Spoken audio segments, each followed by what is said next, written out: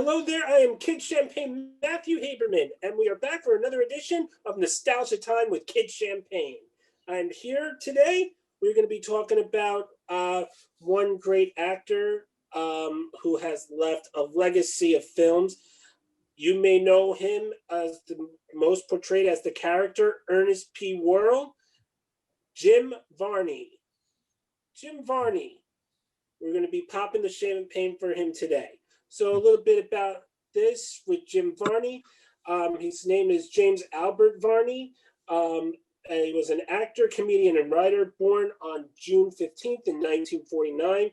Best known for his role as Ernest P. Worrell, as he appeared in numerous films, television commercials, and a TV series, and through many advertising campaigns. He was born in Lexington, Kentucky.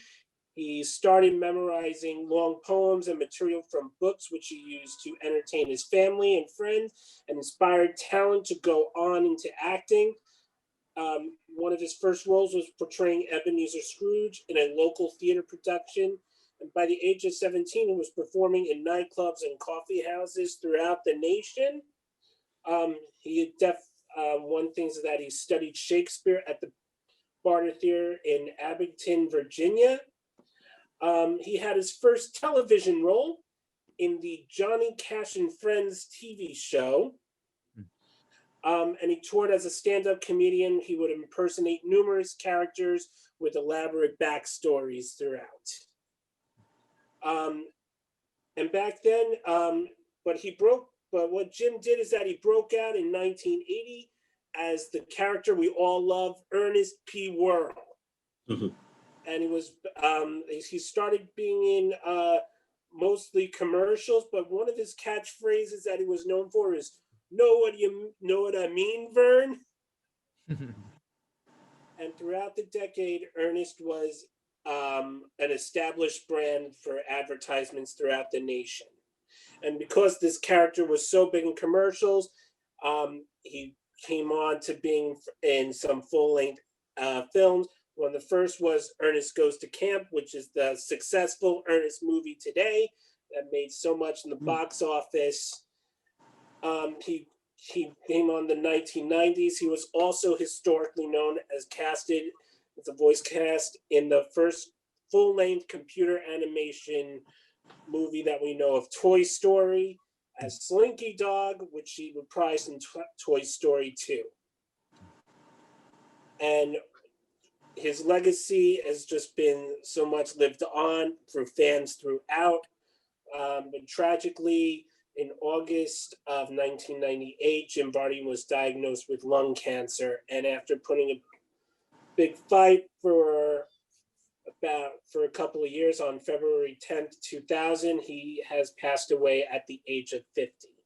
But his legacy still lives on, the memory. These films are still shown today across the air nationwide, and remember him as Jim Varney today. We pop the champagne to Jim Varney, and we're going to be discussing most of his films and Cross of Ernest for the Love, and I have great guests with me today. First, I have with me the host of Unger the Radar and my good co-host, my friend Randy Unger. Randy, how are you? I'm good, Matt. Thanks again for having me on. And I'm very excited for today because I'm actually wearing my Ernest colors, if you can see that. So, kind of subtle, but this is Ernest dressed up. But very excited to talk all things Ernest P. Worrell and Jim Varney. He was just a genius. Oh, he was a comedic genius. And also with me, I have two great Ernest fans as well for Jim Varney. First, Jared Albert, first time on Nostalgia Time. Thank you for coming on. Welcome. Thank you. Good to be here. And also one of my recurring guests, he is the head of Cult Cafe, my good friend Matt Warren. Matt, welcome back to Nostalgia Time. Always a pleasure to be here. You know what I mean? Yes. It's always a pleasure to have you on, and I just love your Cult Cafe. And I always see your posts of these great films that you've been watching. Like, I never even heard of them, and like these are just like some old time mix that you have. But Cult Cafe airs on Tonight, Saturday nights. Oh yeah. Saturday nights until hopefully we can get it back in In theaters, yeah. theaters. Definitely. Hopefully soon. So we all love the Ernest films, but I want to go, Jared. Since I'm going to put this question to you first. Yep. Jim Varney, what made you love Jim Varney? What made you love Ernest P. Worrell? You know, he was just such a nice kind of guy, you know, character where you know, he was very heartwarming, and you didn't feel you felt welcome with Ernest, and safe, I guess, with Ernest. So I loved him, and I remember seeing Scared Stupid in the theaters, which was pretty scary for kids. I also wanted to mention he was also in a great Simpsons episode where he played the Carney. Awesome one. So, you know, I love his voice, you know, love him from the Simpsons, love him from Ernest, from Toy Story, from watching random YouTube videos, from like interviews that he did while, you know, Ernest Mania was going on. Yeah, it seems he seems like an awesome guy, and a big part of my childhood. Jared, did you catch his interview on the late, short-lived Chevy Chase show? No, no, I'll need to watch that. It's pretty good. He plays like this weird instrument, and Chevy Chase is just the worst host, but it's still fun. It's fun to watch. Now, Matt, what for you, for Jim Varney? What made you a fan of Jim Varney and the love of Ernest P. Worrell? I'd say it started being a child of the era of that early 80s. You know, I saw his commercials, and you know, it's like you saw his Pepsi commercials all the time, and that like kind of Mountain Dew, one of the Mountain Dew commercials, and they kind of just like they just stuck with you, and you're like, oh, that guy. And then Ernest Goes to Camp came out, and I made my parents bring me to go see it in the theater. And I absolutely loved it. It's like one of my Gee, It's Glad It's Raining. I'm Glad It's Raining is one of my all-time favorite songs that I always wanted to cover in a band, but never have. And then we got you know, the TV show Hey Vern, It's Ernest, which was a classic weird staple of the 1986 you know, Saturday morning spot. It was a weird year for like that. In that year, we had Pee Wee's Playhouse. We had Ed Grimley Show. Oh, the Misadventures of Ed Grimley. So it's like all these like great comedians from like Saturday Night Live and like Groundlings and SCTV, like all got their own shows for Saturday morning, and then like Cam Candy followed that. Rick Moranis's like horror high, like just weird stuff at the time. But there was just something about Jim Varney that was just so like endearing. Like just the Ernest character was just like such a likable goofball. You just couldn't help but like him. No, definitely. Now to Randy, for you, for Ernest and Jim Varney, how you become a fan, and what's your love for him? I mean, basically, you could just sum it up as a lovable loser who gets into these misadventures. And I think Ernest Goes to Jail in 1990 was my first experience with the Ernest character. And it's a good one. Especially when you're a kid. I was about 5 years old, and just, you know, he, like Jared said, he's very warm, he's very likable. He was such a great character, so unique, and very, very lovable, and you just wanted to see what kind of mess he'd get into next. And 10 films to prove that with each adventure. So his legacy, I hope, will live on. And when I have kids, I'm probably gonna show him most of those films and TV shows. So awesome stuff. Oh, You're gonna name your firstborn Ernest. Ernest P. Younger. That doesn't sound bad. Dance to the song "Don't Make me climb the coconut tree. Oh, I know you love that song, Matt. Nice. Oh, yeah, that's one of my favorites. But Ernest just holds that great. Jim Varney was just a really talented actor, and just Ernest.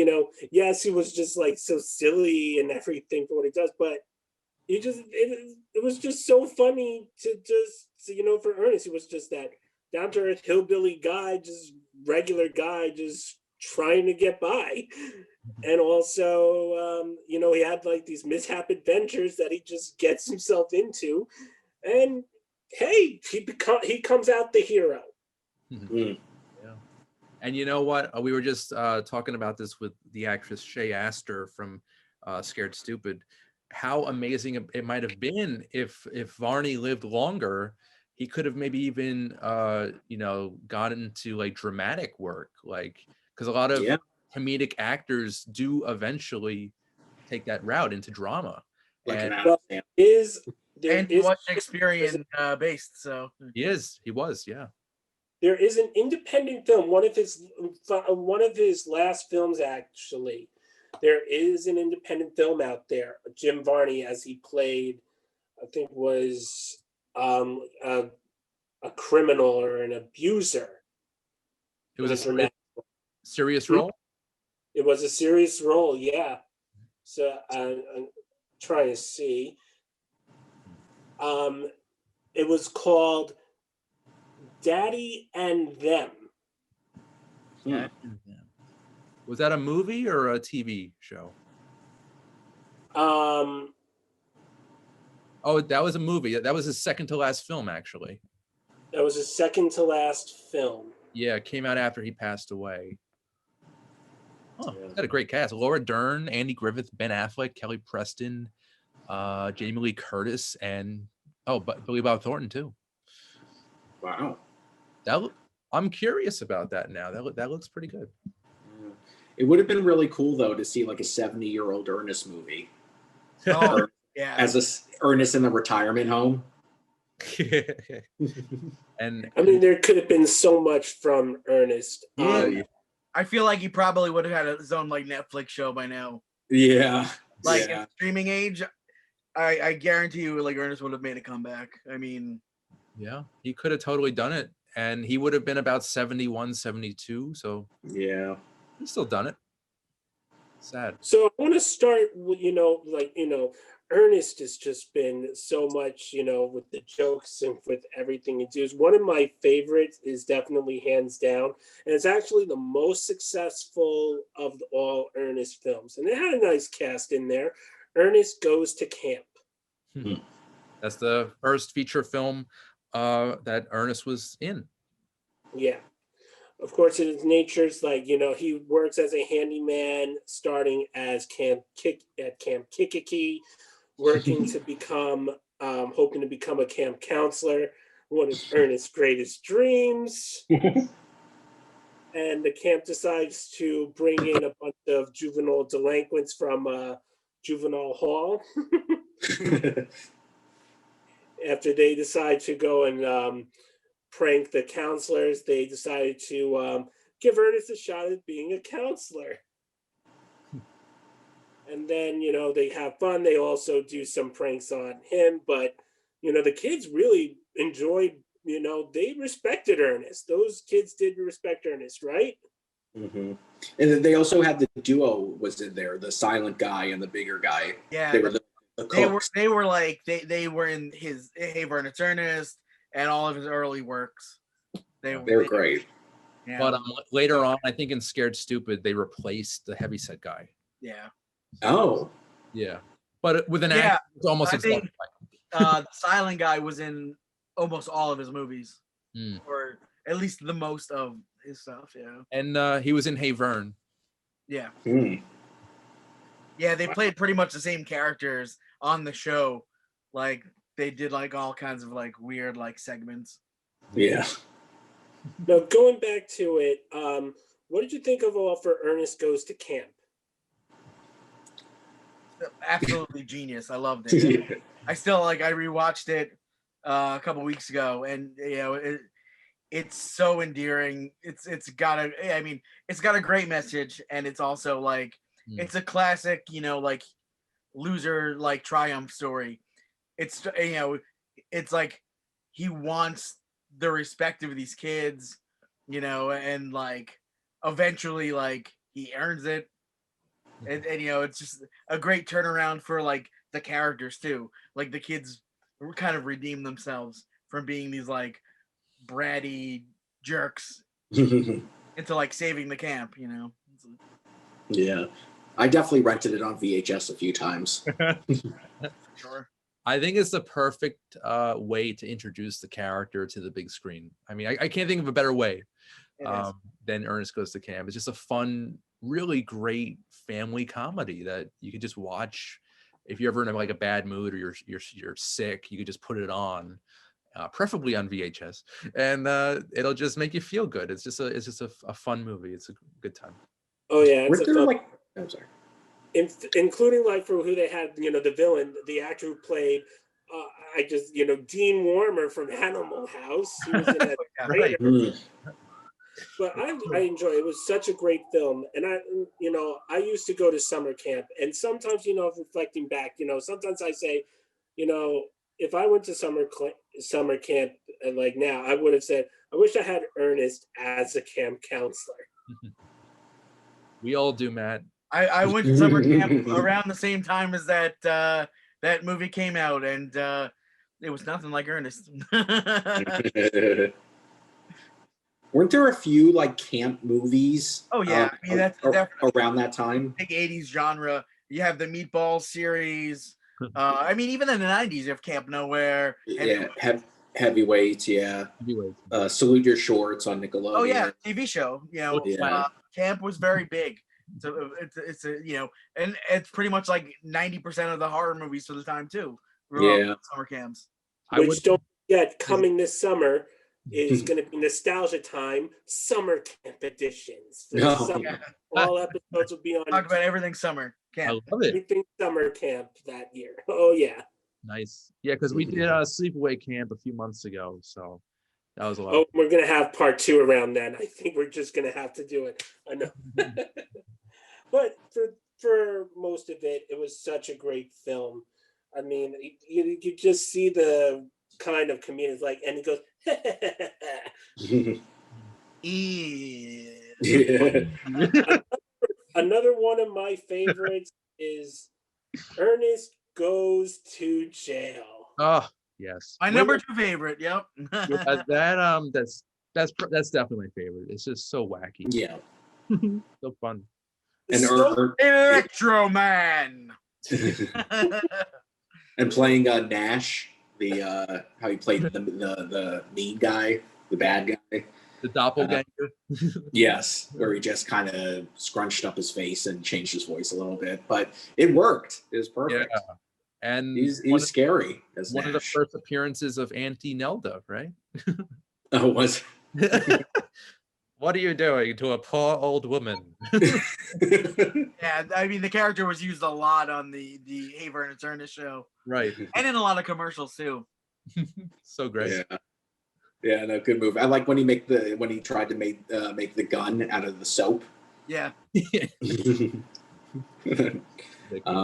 the guards were like wore all those pink like crazy uniforms for some reason. Pink purple uniforms. Yeah. Really big shoulders. Yes. Very up. So as it goes for Ernest Goes to Jail, he was a custodian at a bank and trying to work his way up to making him, I think he wanted to be a bank teller. Is that what he wanted to be? Yeah, I think so. I think, yeah, something. That was his big Of course, something disastrous as he tries to turn on the floor wax and then and the security guards don't know what's happening. They're all, and I think they were dancing to the sound of "Don't Make Me Climb the Coconut Tree." I think that's what they were doing.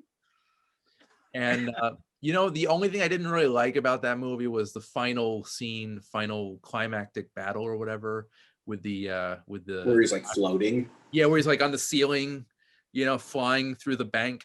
That was never really liked that scene, but the rest of it's pretty good. Yeah. I saw, I got blown up. I think that's the last line. Is that's the last line of the movie, right? Yeah. He just falls. That's it. Oh, and actually, my favorite scene, which you guys probably know, I've been sending the gifs. The pen scene in the courtroom Yes. cracks me up to this day. It's just so good, so good. So Yeah. would you consider this your one of the top in the top of the Ernest films? Ernest Goes to Jail. Yeah. It's up there. Definitely. Yeah, Definitely my number 2. I say top 3 for me. It's on there. Yeah. Well, I mean, I definitely know. I am surprised that Disney did not put it on their streaming service yet. Yeah. It's surprising actually that they have camp up there right now. I think it's licensing stuff. Yeah. Why it's not up there yet. That's weird because Camp, Saves Christmas, Jail, and Scared Stupid, I think are all produced or distributed by they're produced by Touchstone. So and Disney owns Touchstone. Yeah. So they should all be up there. That is weird. I believe that was it no I think maybe it Saves Christmas. Saves Christmas is the one that I think is separate for some reason right now, because I even on Blu-ray they put out a 3-pack that's Jail, Scared, Stupid, and Camp. But for some reason, like Ernest Saves Christmas has always been like separated. I don't know what happened there. It's all, I guess, it's like the Muppets with Muppets Take Manhattan. How it's like the one that Disney doesn't have. It's that is like odd. random. Kind of fell through the cracks. Weird. Yeah. Well, I did enjoy Ernest Goes to Jail. I think it was one. It was definitely silly and funny, but I did enjoy it. Another one that I enjoyed, and we just had, is Ernest Scared Stupid. Now, just a while ago, Randy and we had the pleasure of interviewing Shay Astor, and I think it was just she was just great, friendly, and down to earth. I think just for what she has, for the experience, for what she said about Ernest, is just incredible. Yeah. Just like you'd expect Jim Varney to be like this warm, caring guy who would just hang out with you. And she mentioned that her father also came on set and hung out with Jim, and they just talked about like anything, because Jim was like almost a genius. He was like really well read, very intelligent, had a photographic memory. So they would just talk about an array of different subjects, and that was really cool. So now I'm going to get into a little bit for Ernest Scared Stupid. I mean, it's definitely one of my top 3. It probably was not really one of the greatest of Ernest movies, but I think it has a cult following. I think it does. Ernest Scared Stupid. It starts back in the late 19th century in Briarville, Missouri. Trantor the Troll wreaks havoc over the town, turning kids into little wooden dolls that give him his power, and they catch him. It was up to Phineas Whirl to bury him and encave him with a tree that would encave him in the roots. But Trantor puts a curse on Phineas Whirl, which leads his descendants to be dumber and dumber and dumber. Which leads us to Ernest P. Whirl, as he is like a town sanitation worker. But he helps the middle school kids, Kenny, Elizabeth, and Joey, to construct a treehouse after some local bullies destroy their haunted house, which happens to be that the tree that they find was the tree that has under it Trantor the Troll. And under it, they have, they give it where, the legend has it where a Whirl under its tree goes on a night of a full moon, and he goes, "Yea, I call upon thee, Trantor." But what's going to happen? And then all of a sudden, Trantor comes up, and then Trantor wreaks havoc. and turns the kids into little wooden dolls that give him his power to bring back his kind of army, and then it's all up to Ernest to save the day. I mean, yes, it was silly, but I think it's a great movie, especially for Halloween. It's one of my favorites, and as you know, Trantor is just one of those things. Like, he is scary. Yeah, no, it's very scary, especially for kids. It really is. The famous bedroom scene where Elizabeth, played by Shea Astor, she checks under her bed. There's nothing there. She's like, sigh of relief, and then the Trantor's right next to her. It's like very damaging psychologically. It's got like early jump scares. They hadn't really used them a lot in movies at that point, and that's got one in it. Yeah. And Shay did mention that was her favorite scene to work on in Ernest Scared Stupid. Oh, that's awesome. Yeah, and also, I would pair this movie perfectly, like a double feature Fright Night with Hocus Pocus, because they have like almost the same exact feel. I watched it last night, and it just like, this feels like very Hocus Pocusy. So yeah, I mean, it's definitely one of those like go-to Halloween classics. Like, it's when you want to watch like a dumb, fun, like kids Halloween, movie. You got a festival together. You do that, Hocus Pocus. You do like, The Worst Witch. Something, there's so many of those like just like epic like classics, and this definitely was an instant classic. Yeah. Oh, it definitely was. I mean, I even liked how like when the opening, it's like this kind of like old scary movies kind of thing, or how the theme song went. It was just like. It's a good theme. It's a really good theme. And they used footage from like classic B movie 50s horror movies. And, they like kind of mixed it all together with Ernest kind of running around on camera. It worked really well. It was a great opening. And I think like after this Ernest Scared Stupid, I think this is when Ernest came downhill after that. I believe that was the last theatrical release one, was Scared Stupid. I think the last one was Ernest Rides Again. Oh, okay. Must have been a pretty limited release. I don't remember that one coming out.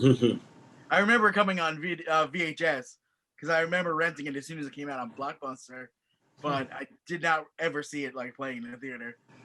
What was after Rides Again? I could take that question, Jared. Okay. I just watched them all. Yeah. So I'll just say that Ernest Rides Again was not as bad as I remember it. It was slightly enjoyable. Him, riding on top of a runaway cannon.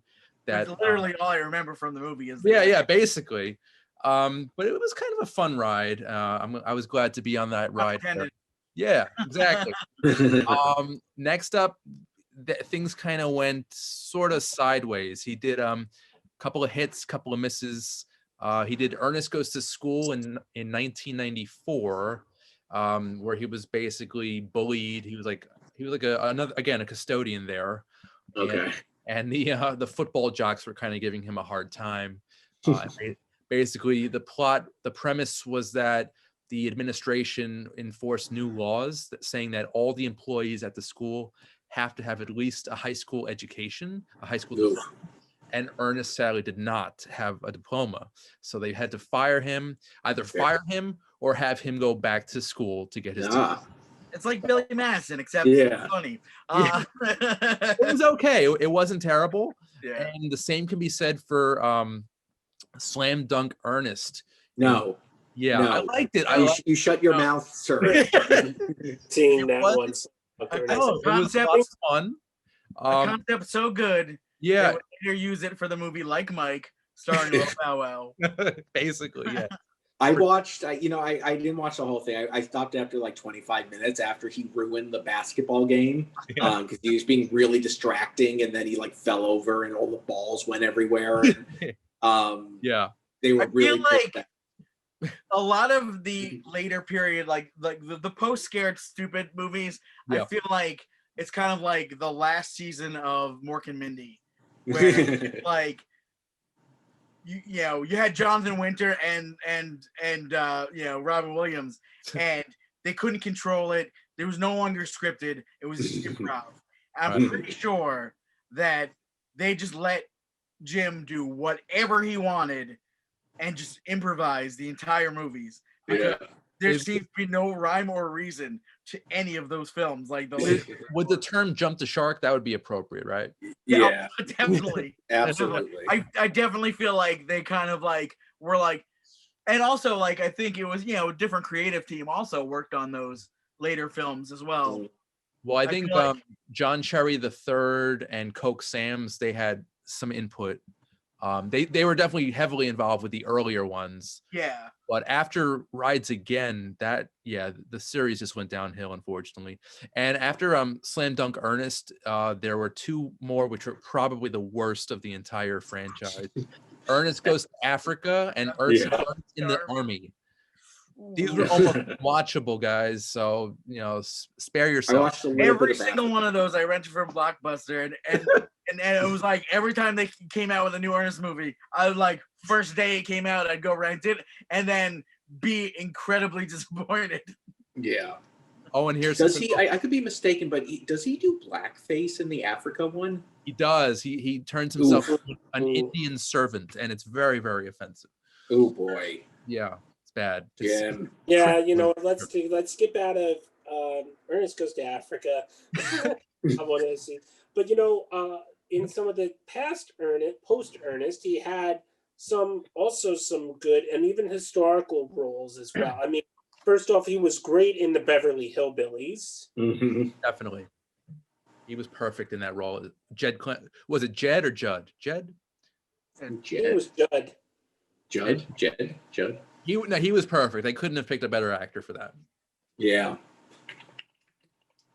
And the Beverly Hillbillies, it was released in 1993. It was actually based off the television series of the same name, which aired in 1962 to 71. And it does feature the cameo appearances by Buddy Epstein, the original Jed Clambo, in his final motion picture appearance, and other character classics. But it was, I liked that movie. It was a funny movie, a nice, feel-good, friendly family movie. Mm-hmm. Directed by Wayne's World director Penelope Spheris or something. Spheris or Spear. Who was a guest at Cult Cafe. Wow. That's cool. When we did Decline of Western Civilization, which was one of her early punk rock documentaries. So we had her there do a signing and everything. She was super sweet, and she was responsible. She did. It's amazing because she started in she did documentaries about punk and metal and and then did punk movies, and then after did Wayne's World, did Black Sheep. Yeah. And then did Little Rascals and Beverly Hillbillies. It's so weird. She did kid friendly films. Yeah. A weird arc. Trajectory. Yeah. Yeah. Interesting. Even though for one of his historic roles, though, he was the voice cast in the first feature-length computer animated movie that we've all seen, Toy Story. He was Slinky Dog. Yeah. In Toy Story 2. Again, perfectly cast. Yeah. It's even though he appears in the follow-up films, it's every time I watch, 3 or 4, it's you just want to hear Jim Varney. You're just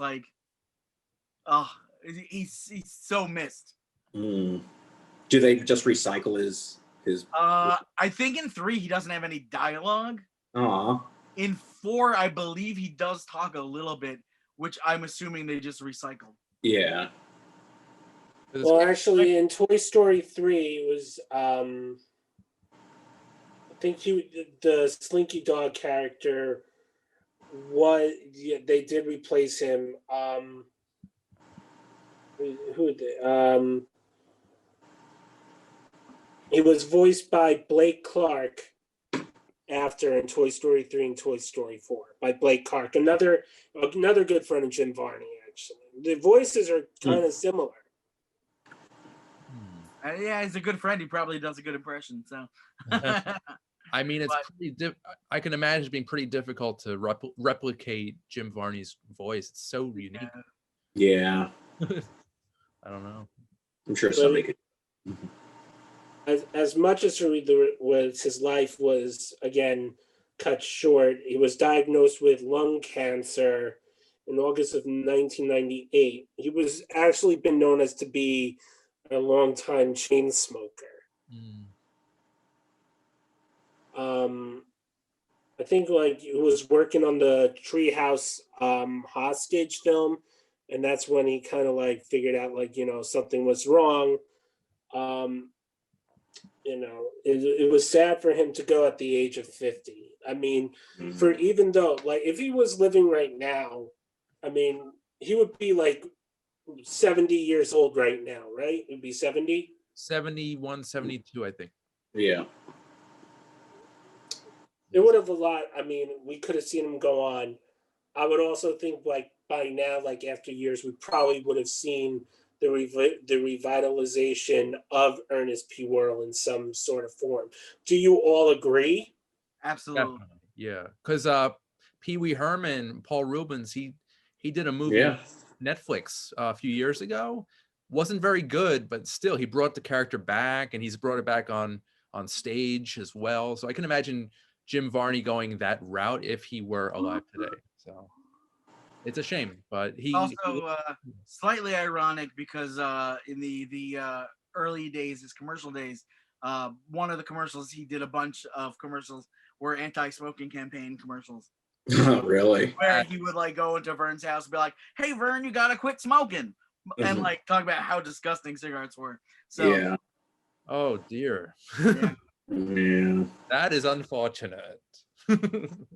How very. Yeah, no, it'd be very cool weird. to have him around in these times. Yeah. I wonder if he'd be on Twitter. Oh, yeah. I most assuredly think that he would be on Twitter. Almost positive that there's fan sites on Twitter dedicated. He'd be on Cameo, maybe. Everyone is. I mean, Yeah. half the people I haven't heard of, but everyone's there. Yeah. William Daniels has a Cameo page. Get a cameo by Mr. Feeney. Oh yeah. Kit Probably gets from a Night Rider. few. Yeah. I also want to put it out there because here's something too. I feel, for Jim Varney's material, I feel it's very similar in some ways with Robin Williams.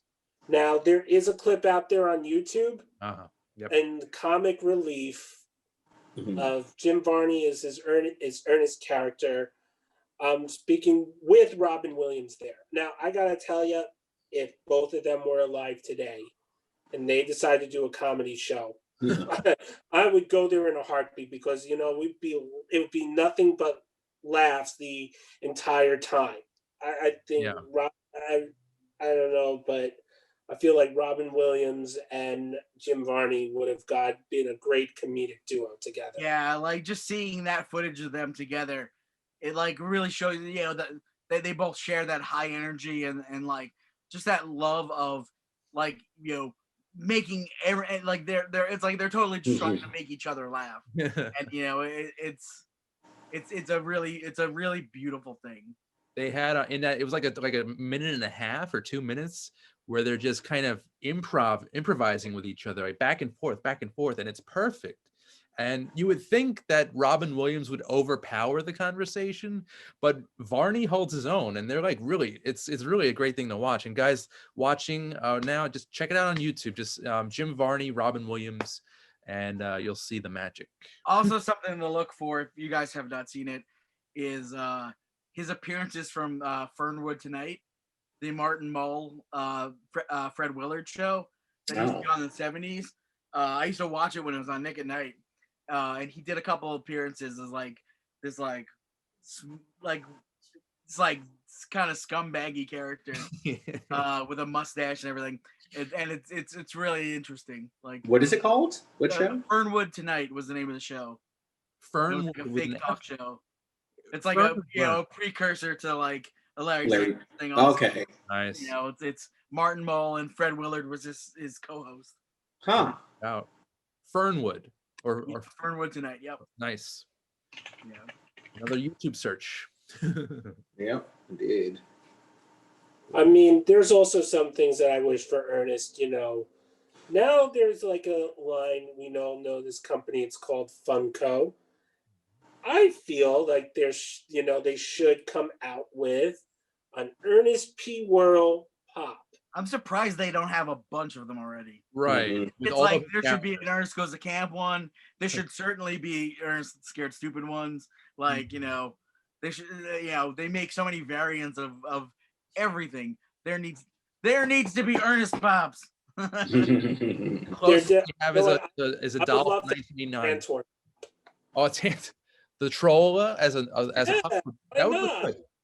Actually, that Definitely. would look good. A Santa Claus Ernest. You got so many options. I would pay good Ernest on a Really? cannon. Nelda. Ernest in blackface. I'm just God. Oh, Technically, You know it was what I mean? brown face, but whatever. Yeah. No, we need more Ernest merch.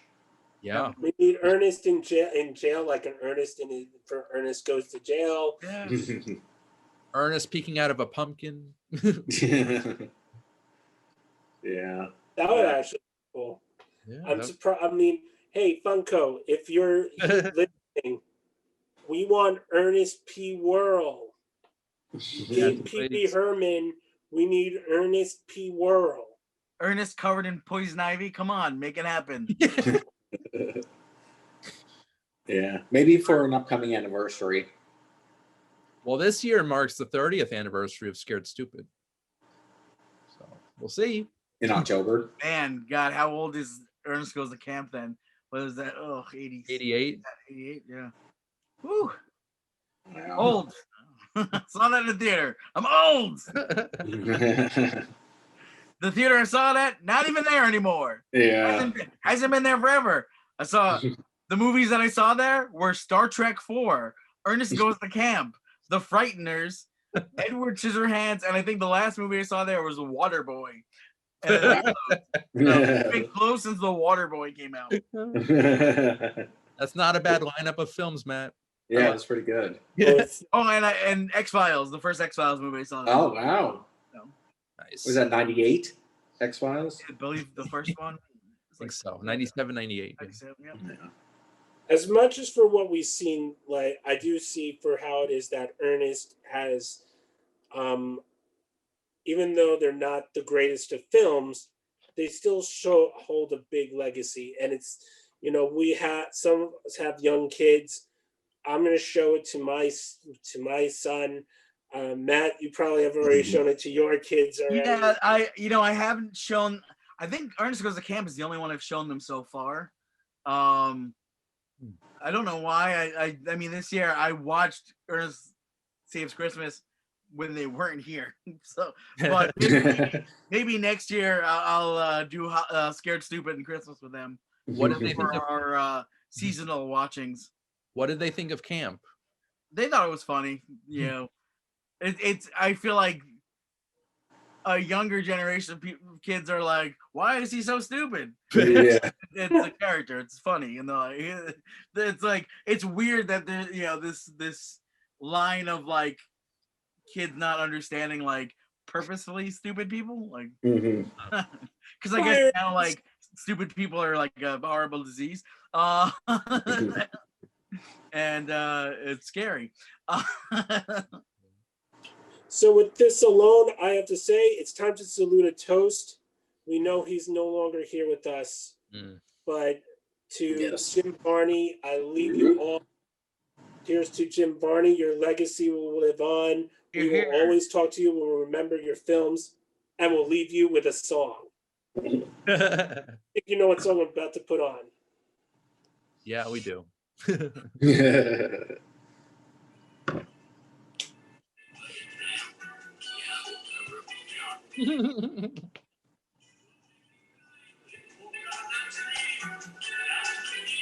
I want to thank my guest with me today, the host of Unger the Radar, Randy Unger. Unger the Radar airs on Mondays at 11 a.m. on the Manhattan Neighborhood Network.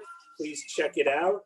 Also want to thank my first-time guest, Jared Albert. Thank you for coming on to the show today. Thank you so much. It was fun. You're welcome. Oh yeah, you hear the don't let me go on a tree, everybody. Also, I want to thank Matt Warren, the head of Cold Cafe. Every Saturday night, Cold Cafe is coming up. What do we got coming on tonight? Tonight we are showing Undefeatable, starring Cynthia Rothrock, one of the best worst movies of all time. That's in about 5 hours. I'll see you there. As we get to it every time. And next month, Kid Champagne's, we're going to be talking about the retrospective of the show, Are You Afraid of the Dark? A great Nickelodeon show. Nice. Also, a retrospective of Robin Williams. Yes, we're going to talk. And hopefully. Yes. Rest in peace, Jim Varney. No. So with that, it's been great, and thank you guys for coming on. It's been great having you, and we'll be doing this again pretty soon. Until next time, I'm Kid Champagne Matthew Haberman. Kid Champagne signing off.